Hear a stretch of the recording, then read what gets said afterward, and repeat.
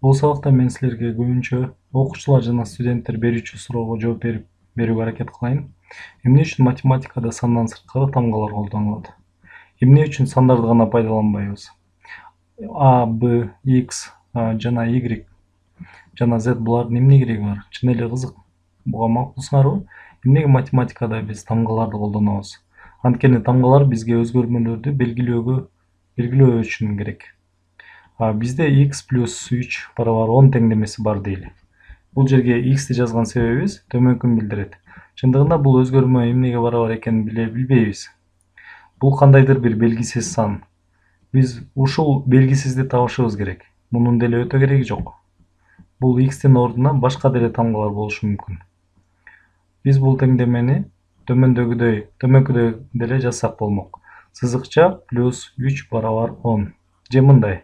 Суроо белгиси плюс 3 барабар 10. Чындыгында өзгөрмөнү кандай белгилесек деле маанилүү эмес. Бул белгисиздин ордуна смайлик деле коюп койсок болот. Анда бул смайлик плюс 3 барабар 10. Биз бул теңдемени чыгарып, ушул смайликке туура келген маанини таба алабыз. Эгерде смайликтин ордуна кандайдыр бир сан жазылса, анда бул өзгөрбөйт болчу. Мына эми силерге тамгаларды колдонуунун биринчи себеби түшүнүктүү болду деп ойлойм. Ошондой эле тамгаларды сандар ортосундагы атыштарды белгилөө үчүн да колдонушат. Мейли 3 саны 4 санына дал келет дейли. Ал эми 5 болсо 6га дал келет. Дагы бир дал келүүчүлүк 7,1 дал келет. Ал дал келет 8,1ге. Мындай катыштардын тизмесин чексиз улантсак болот.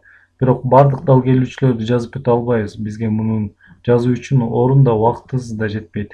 Бирок бул жерден бизге тамгалар жардам бере алат. Бизде кандайдыр бир x'тин мааниси бар дейли. Ал эми буга дал келген маанини y деп атайлы.